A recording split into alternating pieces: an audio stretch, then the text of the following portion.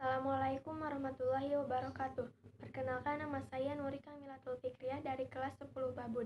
Di sini saya akan menjelaskan tentang hakikat bahasa dan bunyi sebagai sistem simbol.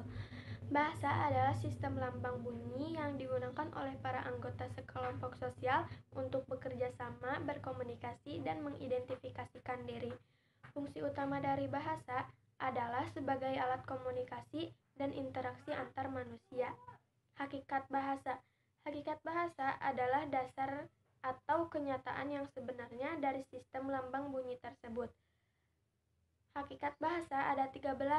Yang ke-1, bahasa itu sebuah sistem bahasa bukanlah sebuah unsur yang terkumpul secara tak beraturan, tetapi diatur oleh pola-pola yang sistematis dan sistemis, yaitu tersusun dari sistem fonologi, gramatika, dan leksikon. Yang kedua, bahasa itu berupa bunyi-bunyi yang dihasilkan oleh alat ucap manusia. Yang ketiga, bahasa itu arbitrer, tidak ada hubungan wajib antara lambang bahasa dengan yang dilambangkannya.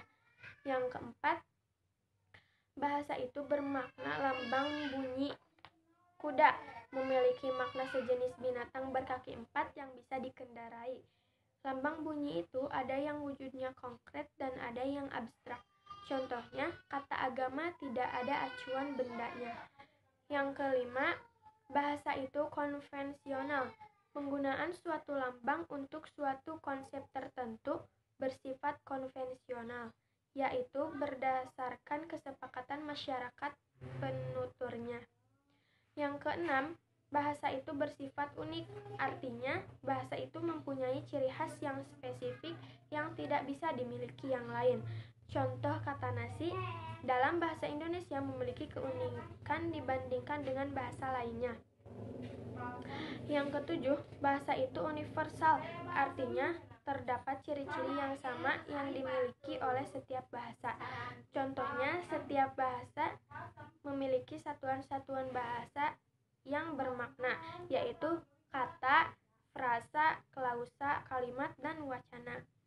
Yang kedelapan, bahasa itu produktif, artinya dapat dibuat satu satuan bahasa yang jumlahnya tidak terbatas. Contohnya, dari fonem A, I, K, dan T bisa menghasilkan beberapa kata. Yang kesembilan, bahasa itu bervariasi, yaitu idiolek, variasi bahasa yang sifatnya perseorangan.